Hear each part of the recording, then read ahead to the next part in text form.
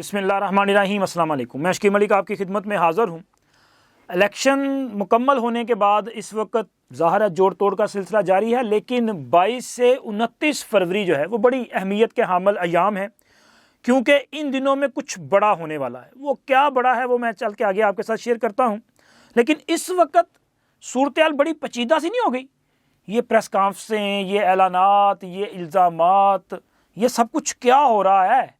اور اس کے ساتھ ساتھ ایک ایسی خوفناک سٹوری ہے کہ میں خود جب اس کو دیکھ رہا تھا اور سمجھنے کی کوشش کر رہا تھا تو مجھے احساس ہو رہا تھا کہ یہ تو بھائی 9 مئی سے بھی زیادہ خطرناک صورتحال ہے اس وقت جس دوراہے پہ ہم کھڑے ہیں۔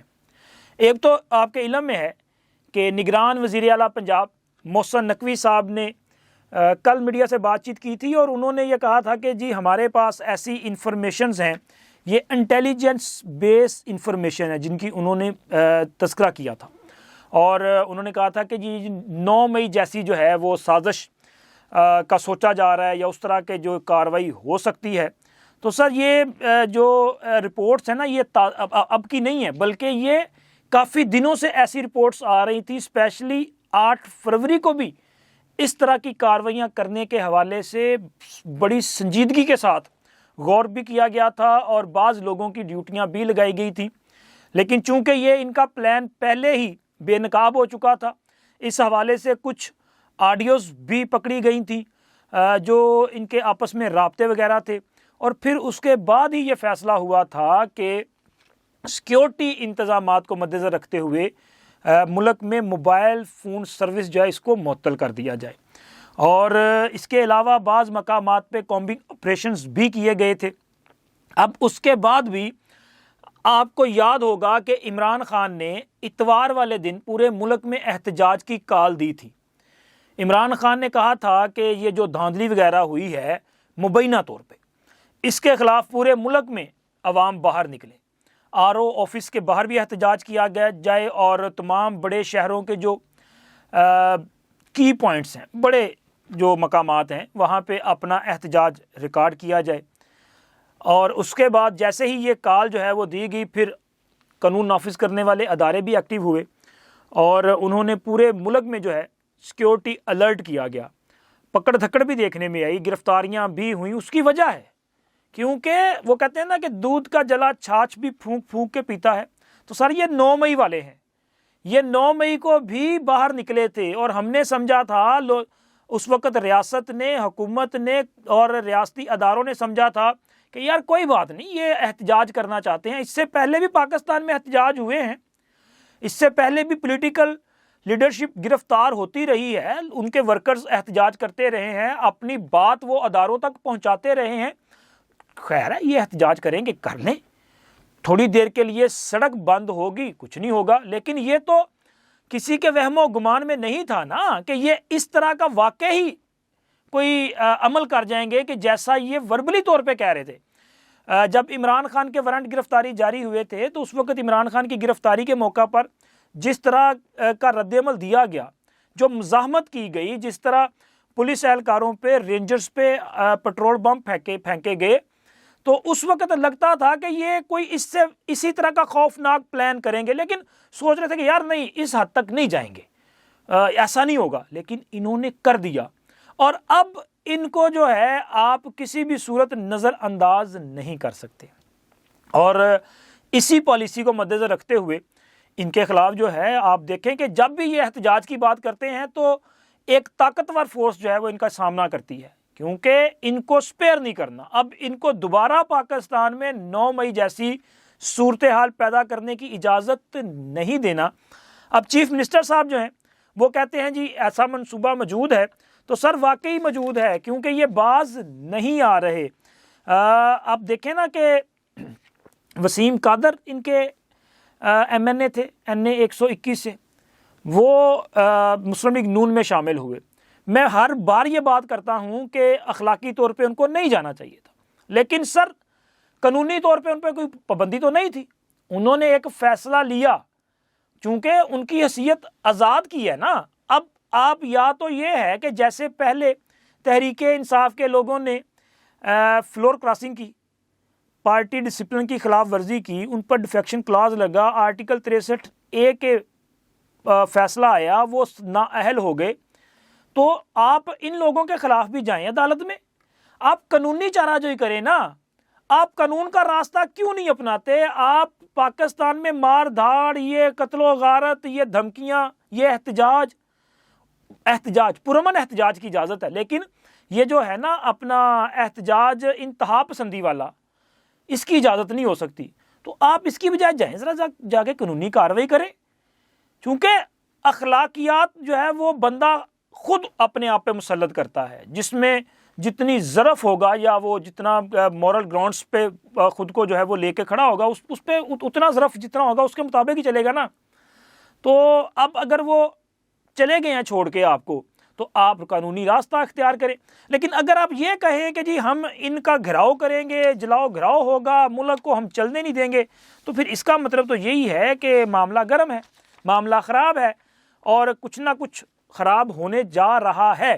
اور اسی طرح جب یہ واقعہ ہوا، ان کے اور بہت سارے جو ہیں وہ لوگوں نے ایسی ٹویٹس بھی کی اور ایسی ٹرولنگ بھی کی کہ جس سے یہ تاثر ابھرے کہ پاکستان میں جو ہے وہ حالات خراب ہونے جا رہے ہیں۔ لیکن یہ جو عادل راجہ ہے، جو باہر بیٹھ کے UK میں ہوتا ہے یہ، اور وہاں پہ بیٹھ کے اس کا ایک ہی کام ہے کہ پاکستان میں آگ لگاتے رہنا، اور پاکستان کے جو قومی سلامتی کے ادارے ہیں، بالخصوص فوج کے خلاف یہ ہمیشہ جو ہے وہ زہر اگلتا ہے اور پاکستان کے حالات کو خراب کرنے کی کوشش کرتا رہتا ہے۔ اس نے جو ٹویٹ کی اس میں جناب مصروف یہ فرما رہے تھے کہ جتنے لوگوں نے وسیم قادر کو ووٹ دیا ہے وہ وسیم قادر کی رہائش گاہ کے باہر احتجاج کے لیے پہنچیں، یہ آپ کے لیے ٹیسٹ کیس ہے، اگر آپ یہ ٹیسٹ کیس ہار گئے تو باقی امیدواران کے لیے بھاگنا آسان ہو جائے گا، نکلو باہر۔ یہ نکلو باہر والا جو ہے نا کام، یہ 9 مئی سے پہلے بھی تھا، اس سے پہلے بھی تھا، عمران خان کی حکومت کا جب خاتمہ ہوا اس وقت بھی تھا، اور اس کے بعد سے لے کے آج کے دن تک تسلسل سے جاری ہے۔ اور یہ نکلو باہر کا مطلب ہے کہ کر دو یلغار، ایک اور 9 مئی کر دو۔ یہ ان کا مطمع نظر ہے، ان کی نظر میں پاکستان کی سلامتی کی کوئی قیمت نہیں، صرف ان کا کلٹ جو ہے وہ بس ان کا ایک ایگو ہے جس کو یہ قائم رکھنا چاہتے ہیں۔ اور یہ جو خوفناک قسم کی چیزیں ہیں سر، یہ پاکستان کو جو ہے آپ کو سوچنا پڑے گا، ہمارے جو کرتا دھرتا ہیں ان کو ان کا کوئی نہ کوئی سد باب نکالنا پڑے گا۔ یہ کیسے ممکن ہو سکتا ہے کہ یہ باہر بیٹھے آگ لگاتے جائیں، میرا ملک جلتا جائے اور میں صبر سے بیٹھا رہوں؟ اس کو سوچنا چاہیے۔ اور بات یہیں پہ نہیں رکتی، بات تو اس سے آگے بھی چلتی ہے، لیکن بیچ میں یہ سوچ رہا تھا کہ یہ جو پریس کانفرنس وغیرہ ہو رہی ہیں، یہ اعلانات ہو رہے ہیں، اب دیکھیں نا کہ جناب اپنا پیر پگاڑا صاحب نے پریس کانفرنس کی تھی، انہوں نے کہا کہ جی یہ جو 2 ہماری سیٹیں ہیں سندھ اسمبلی کی، یہ بھی زرداری صاحب کو دے دی جائیں۔ اس کے علاوہ اس سے پہلے جماعت اسلامی والوں نے اپنی سیٹ چھوڑنے کا اعلان کیا تھا۔ تو یہ کیا کوئی پلان ہے کہ پاکستان کے جو الیکشن ہیں ان کو متنازع بنانا ہے؟ اور اگر یہ پلان ہے تو میں سوچ رہا تھا کہ ذرا تھوڑی سی کڑیاں ملائیں کہ وہ کون کون سی طاقتیں ہیں جو پاکستان کے ان انتخابات کو متنازع بنا کے پاکستان کے خلاف ایک بڑی سازش کرنا چاہتی ہیں۔ ایک تو ان انتخابات کے بعد ہمارے چند ٹی وی چینلز جو ہیں، میں نام کسی کا نہیں لوں گا، انہوں نے کیسے اچانک جو ہے وہ اس طرح کی ہائپ کریٹ کر دی کہ جی ایک مخصوص جماعت جو ہے وہ کلین سویپ کرنے جا رہی ہے۔ یار جس وقت الیکشن کے نتائج جو ہیں وہ کمپائل کیے جا رہے تھے صرف کوئی 10% یا 5% پہ، آپ کیسے یہ فیصلہ کر سکتے ہیں کہ یہ ہوگا؟ اور پھر اس کے بعد پورے ملک میں ایک ہیجانی کیفیت پیدا ہو گئی۔ یہ کا پہلا موقع تھا کہ انتخابات کے نتائج جو ہیں وہ 24 گھنٹوں کے بعد آنے شروع ہوئے۔ تمام انتخابات ذرا اٹھا کے دیکھ لیں سب کے ریکارڈ کہ کتنے گھنٹے لگتے ہیں کہ یہ جو الیکشن کا رزلٹ ہے یہ کمپائل کرنے میں۔ تو آپ اس کو اتنا متنازع کیوں کر رہے ہیں؟ اور پھر فوری طور پہ یہ تحریک انصاف کے موقف پر جو ہے، جو تحریک انصاف کہہ رہی تھی ویسے ہی بیانات جو ہیں وہ یورپی یونین اور امریکہ اور دیگر ممالک سے آنے شروع ہو گئے۔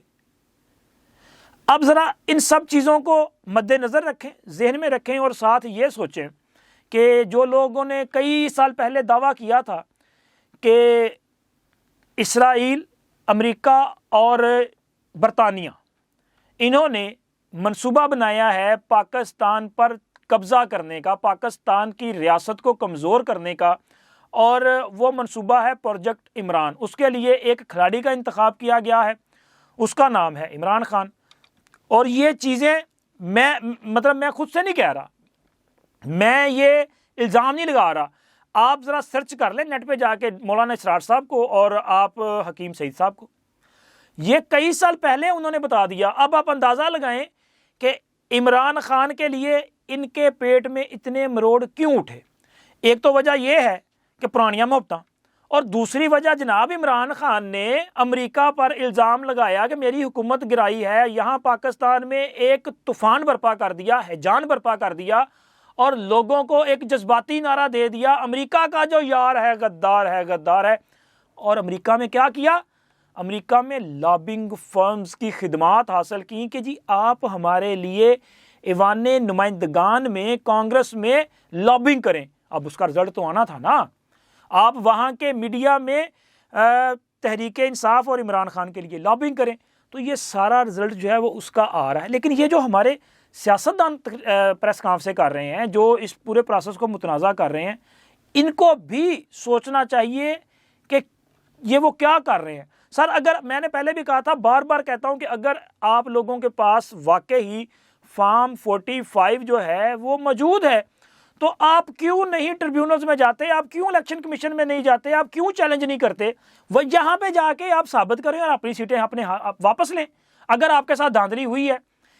لیکن وہاں پہ جانے کی بجائے اگر آپ میڈیا پہ پروپیگنڈا کریں، آپ اس طرح کا تاثر دیں کہ یہ پورا پروسیس ہی جو ہے وہ غلط ہے، تو سر یہ تو پھر پاکستان کی خدمت نہیں ہے، یہ پاکستان کے ساتھ ظلم کیا جا رہا ہے۔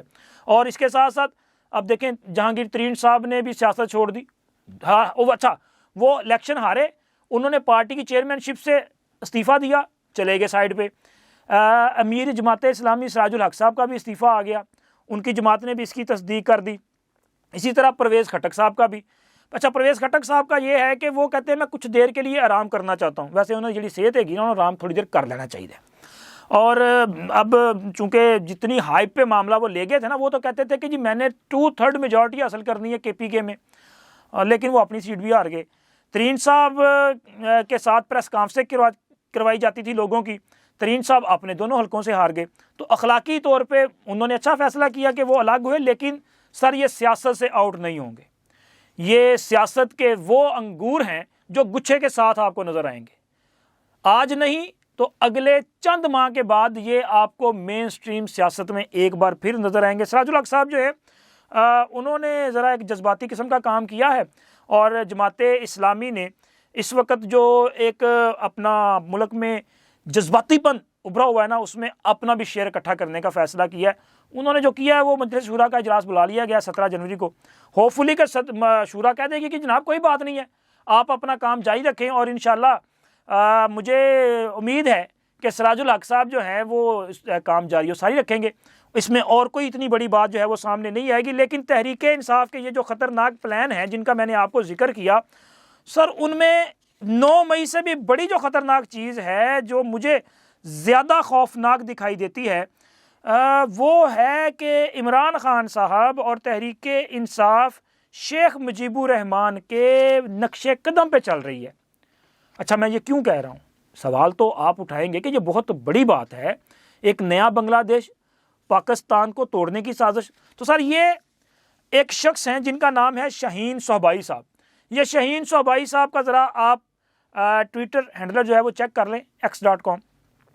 ان کی ساری ٹویٹس جو ہیں وہ ایک یوتھیے کی ٹویٹس ہیں۔ وہ ایک سوشل میڈیا جو ہینڈلر ہے نا PTI کا، آپ کو لگے گا کہ اس کی ٹویٹس ہیں، اور یہ جو بات کرتے ہیں وہ یقیناً کسی لائن پہ بات کرتے ہیں۔